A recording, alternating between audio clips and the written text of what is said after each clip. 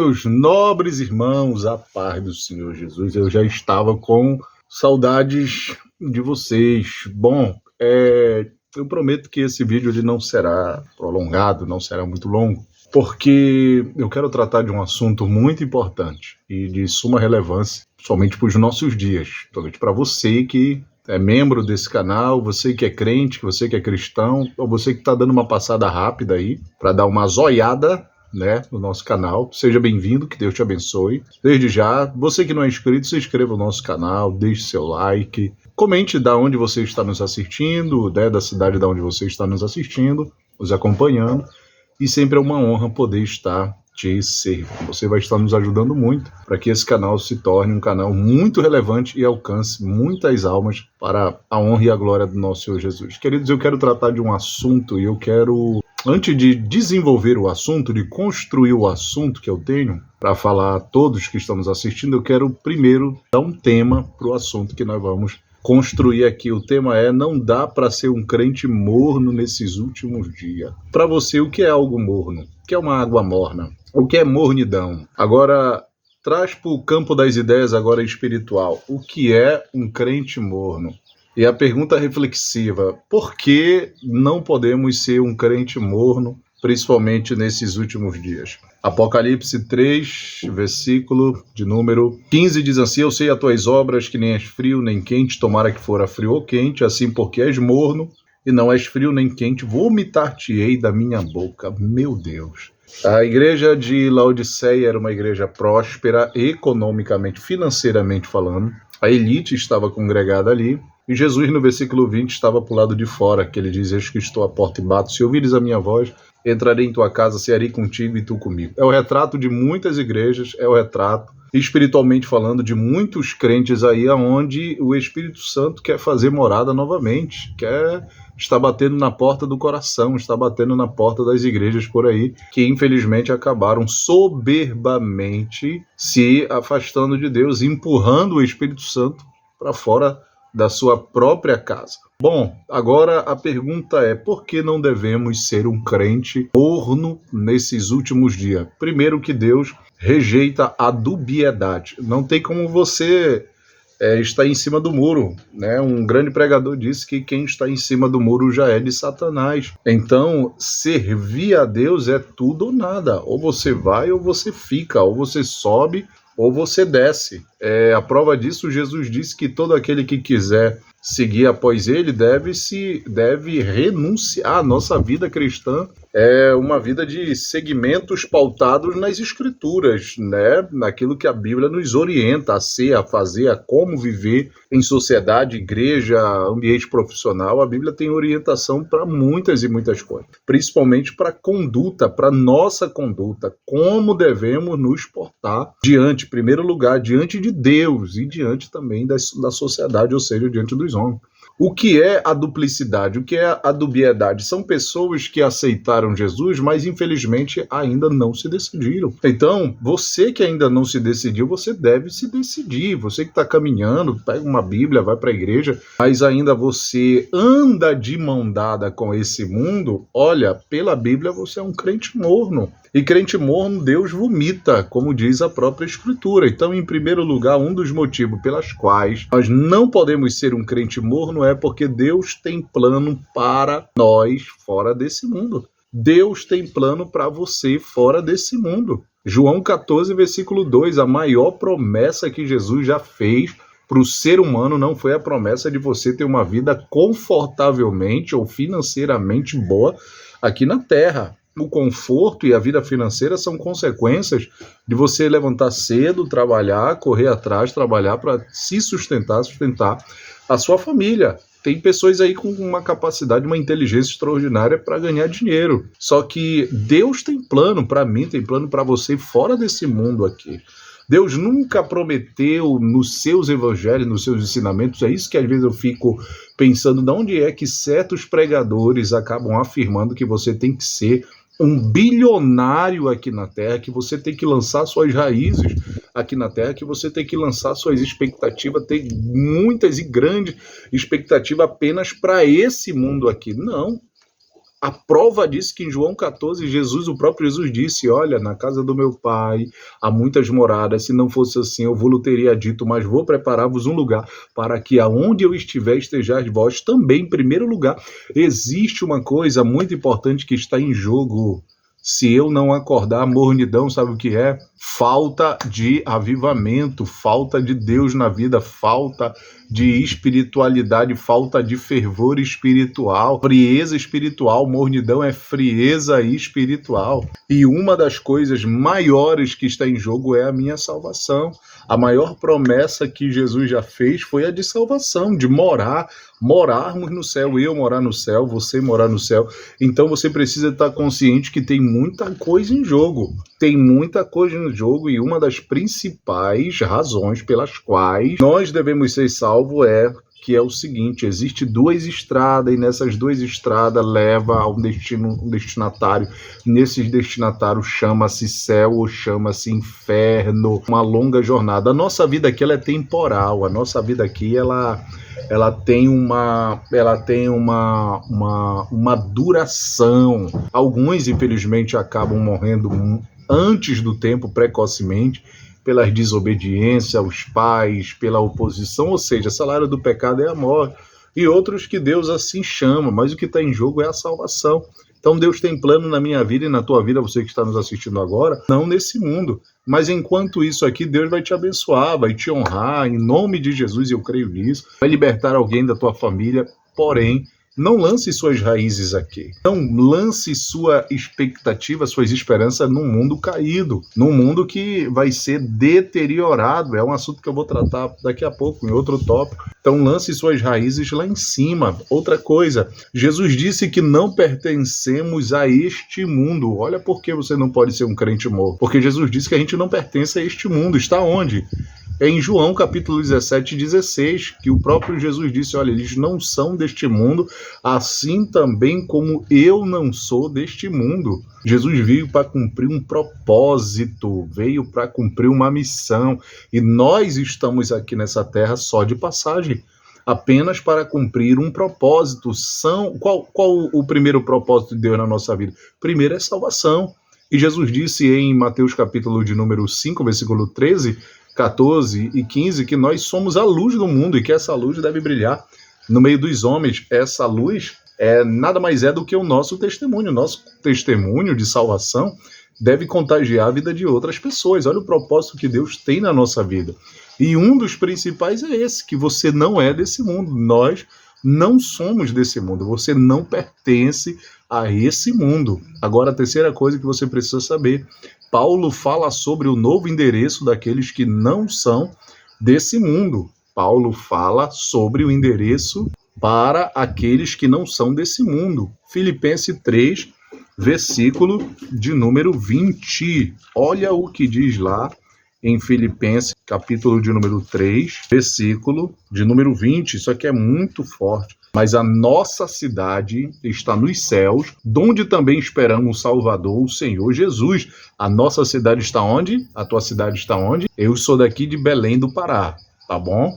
Brasileiro do estado do Pará e belemense. Mas tenho CPF, tenho RG, sou cidadão brasileiro, um cidadão paraense, porém a minha casa não é daqui. Olha o que Paulo está dizendo, que nós temos um novo endereço. Aonde está isso, pastor? Filipenses 3, versículo 20. A nossa cidade está nos céus, donde também esperamos o Salvador, o Senhor Jesus Cristo. Glória a Deus. Você pode dar glória a Deus por essa palavra aí. Deus seja louvado. O nosso endereço não é aqui. Chega o Sedex na tua casa, o carteiro na tua casa, chega as compras aí, daí da Shein, da Shopee ou de outras coisas aí, de outras empresas, no teu endereço. Só que o teu endereço não é aqui. Estou falando para você que é crente, você que ainda não aceitou Jesus. Deus tem um plano de salvação fora desse mundo para você. Paulo está dizendo que o nosso novo endereço não é aqui. Teu endereço não é a Bolívia, teu endereço não é o Paraguai, é a Argentina, é a Europa. a América, mas o nosso endereço é o céu. Agora, o autor da carta aos Hebreus, outra coisa importante, afirma que não temos residência fixa nesse mundo, ou estado, ou cidade, ou então bairro. Hebreus 13, versículo de número 14. Olha o que diz aqui, que o autor da carta aos Hebreus está dizendo que não temos residência fixa aqui nesse mundo. Pastor, eu moro no estado tal, mas esse teu endereço não é fixo. Você que é crente, esse não é o teu endereço. Teu endereço é esse aqui. Hebreus 13, 14. Porque não temos aqui cidade permanente, mas buscamos a futura. Glória a Deus. Não temos aqui cidade permanente, porque tudo isso aqui vai passar. Disse o Senhor Jesus que tudo passa, mas a palavra dele não vai passar. Aleluia. Quantas cidades aí, desde que o mundo é mundo, quantas cidades foram construídas, quantas cidades foram erguidas e foram destruídas por batalhas, não é isso? Por catástrofes naturais aí, né? Nos livros de história e na mitologia também. Pompeia, não só Pompeia, Atlântida, outras coisas aí que as pessoas costumam dizer que existiram, foram civilizações e cidades que existiram. E eu creio que houve muitas civilizações. Nós estamos, o mundo vai se desenvolvendo, vai evoluindo.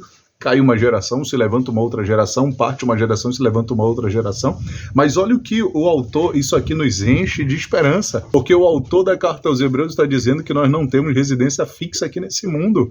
No versículo 14 ele diz, porque não temos aqui cidade permanente, mas buscamos a futura. Glória a Deus. Eu busco uma cidade futura. Eu busco uma cidade futura e você busca uma cidade futura. Você tem que buscar uma cidade futura. Tem gente que pensa assim, tipo assim, o dia que eu ganhar na Mega Sena, ou então um dia que eu for um grande empresário, um dia que eu conseguir ganhar 200 mil, 1 milhão, 3 milhões, eu vou morar no Alphaville, ou então eu vou morar para Acapulco, então eu vou morar para a Suíça, eu vou morar pro país tal, porque lá tem segurança, lá é muito melhor e assado, inclusive eu vou para os States, eu vou para alguma cidade da América, dos Estados Unidos. E você, eu falo aqui como crente, e você, aleluia, não temos aqui morada permanente, mas buscamos a futura. Eu busco a futura. Pastor, então quer dizer, será que não soa muito hipócrita da sua parte em afirmar, dizendo assim, que se o senhor ganhasse um dinheirinho, o senhor não moraria num outro lugar? Bom, eu amo morar no lugar onde eu tô, tem suas dificuldades, as ruas, os acessos, e quem de nós não queria morar num lugar melhor? Não é isso? Gostaria também, porém é o seguinte, o que deve estar enraizado no nosso coração é o seguinte, nós moramos aqui, temos uma residência aqui, mas isso aqui não é permanente, isso aqui não é fixo, porque nós buscamos uma cidade permanente, que é um plano de Deus para mim e para você, que está além desse mundo aqui. Outra coisa, o profeta Miqueias, isso aqui é muito forte, Miqueias 2, versículo 10, isso aqui é muito forte. O profeta Miqueias profetizou dizendo, levantai-vos, andai, porque não será aqui o vosso descanso. Eu vou pegar um gancho em Hebreus 4, versículo 9 ao 11. Resta ainda um repouso para o povo de Deus. Glória a Deus. O profeta profetizou à nação de Israel dizendo, levantai-vos, andai, porque aqui não é o vosso repouso. Aí aparece o autor da carta aos Hebreus fazendo uso do tempo em que o povo estava no deserto e quando ouviu a promessa da parte de Deus que ele herdaria a terra prometida, que Deus disse, olha, vocês vão para uma terra que emana leite e mel, né, numa terra abundante, numa terra próspera. Só que aquilo ali não era o repouso, porque se fosse repouso, como foi que Josué destronou 33 reis, lutou a fio de espada, escudo, lança, na força do Senhor, então não tiveram repouso. E em toda a trajetória de Israel foi só trajetória de guerra, de batalhas, de opressão, humilhação, de cativeiro. Eles não entenderam que o repouso que Deus estava tratando com eles no deserto e que o autor da carta aos Hebreus está afirmando no capítulo de número 4 é o repouso conhecido como céu, é essa cidade que nos aguarda. Resta-nos ainda um repouso. Esse repouso, por que um repouso? Porque pensa assim, você vem do seu trabalho, você está trabalhando direto, você está trabalhando direto, aí você chega exausto em casa. Cara, o que você é? A primeira coisa que você quer fazer? Você quer tomar um banho, quer relaxar, colocar os pés para cima, quer comer alguma coisa, não é isso? Descansar, ou seja, repouso. Mas no outro dia, de novo, nova lida, batalha de novo, guerra de novo. Não é isso? Esse repouso aí de Hebreus 4, versículo 9, a partir do versículo até o versículo de número 11, é o céu, nada mais é que é o céu. Ele precisa ser interpretado à luz de João 14:2. Que Jesus foi preparar uma casa, o arquiteto da minha e da tua vida foi preparar uma casa, e essa palavra é para você. Você pode morar numa casa simples, de madeira, você pode morar até mesmo num assentamento, numa invasão. Pastor, a minha casa é uma casa que o telhado é uma lona, não tem problema. Deus tem uma casa muito maior e muito melhor para você, em nome de Jesus. Então o que nos resta? É nos levantar, caminhar, porque aqui ainda não é o nosso repouso. Enquanto nós estivermos aqui, temos que acordar cedo, você tem que ir trabalhar, você vai batalhar suas batalhas espirituais. Travamos uma tríplice batalha aqui, uma tríplice batalha constante, sem repouso. A gente não pode descansar, porque nós estamos numa tríplice batalha. E eu provo, Gálatas capítulo de número 5, versículo 17, uma guerra entre a carne e o espírito, ou seja, a nossa natureza caída, quer nos levar para o inferno, quer nos levar de novo para esse mundo caído aí. A primeira batalha, a segunda batalha está em Efésios 2, versículo 2, Efésios 6, perdão, a partir do versículo de número 11 e 12, que não temos que lutar contra a carne nem contra o sangue, mas sim contra principado, potestade, príncipe dominadores deste mundo, hortes espirituais da maldade. A nossa segunda batalha é contra o próprio diabo. E a outra batalha, a terceira batalha, quem é? O mundo. O mundo. Temos que batalhar com o mundo. Primeira epístola de João, capítulo 2, versículo 15. Não ameis o mundo e nem aquilo que no mundo há, porque todo aquele que ama o mundo, o amor do Pai não está nele, uma tríplice batalha. Então, enquanto estivermos aqui, não há tempo de descansar. O diabo não descansa, demônios não descansam, estão atuando, tentando nos atrapalhar, tentando te impedir de chegar no céu. Mas só que nós temos um descanso. Deus prometeu um descanso, resta-nos ainda um repouso, e esse repouso chama-se o céu. Mas primeiro, você precisa se levantar, caminhar, para nós chegarmos nesse destino final. Olha, e assim, eu quero... outra coisa, antes de finalizar. 2 Pedro 3, versículo 7, Pedro diz que o fim deste mundo será pelo fogo. Olha só. Então, não tem como criar uma expectativa nesse mundo, porque esse mundo será destruído. Quem lembra de Gênesis, a partir do capítulo de número 6 e principalmente até o capítulo de número 7, Deus falou para um homem chamado Noé: Noé, o fim de toda a carne é vindo. Prepara uma arca para ti e para a tua família. O que foi que ele fez? Ele preparou uma arca. Noé preparou uma arca. Deu ouvido ao autor da carta aos Hebreus, capítulo 11, versículo de número 7. Noé ouviu a instrução divina. Então você precisa ouvir a instrução divina. Jesus está voltando. Jesus vai voltar para arrebatar a sua igreja. Noé tipologicamente representa a igreja que será arrebatada, a igreja que ouve a palavra de Deus, a instrução de Deus, e que logo, logo subirá. A arca, o que a arca representa? A salvação, representa o Cristo. O Cristo é a nossa arca. O Cristo é a nossa salvação. O mundo antigo, ele foi destruído pelo quê? Ele foi destruído pela água, mas agora Pedro está dizendo, no capítulo de número 3 da sua segunda carta, que o fim deste mundo será pelo fogo. E olha ainda, na sequência, 2 Pedro 3,10, todas as obras e construções, tudo será queimado pelo fogo. As montanhas serão queimadas pelo fogo, as grandes construções serão queimadas pelo fogo, os prédios, tudo será consumido. Malaquias profetiza que não ficará nem raiz e nem ramo, tudo será destruído. E isso daí já aponta para o juízo final, onde Deus prestará conta, julgará todos e todos, até anjos, demônios serão julgados. Satanás será julgado, anticristo, falso profeta, tudo no lago de fogo, e essa terra será pulverizada, será destruída, será aniquilada, porque lá em Romanos capítulo de número 8, Paulo diz que a criação geme na expectativa de uma restauração, de uma transformação. Os animais gemem, a natureza geme, não é isso? Porque a terra foi amaldiçoada. suada. Então, como é que eu, em sã consciência, ouvindo uma palavra como essa, vou ter esperança para um mundo desse? Não há esperança para um mundo desse. Muitos aí, política principalmente, prometendo segurança, saúde, prosperidade. Não haverá, com exceção apenas do governo do anticristo, não é direita e nem esquerda,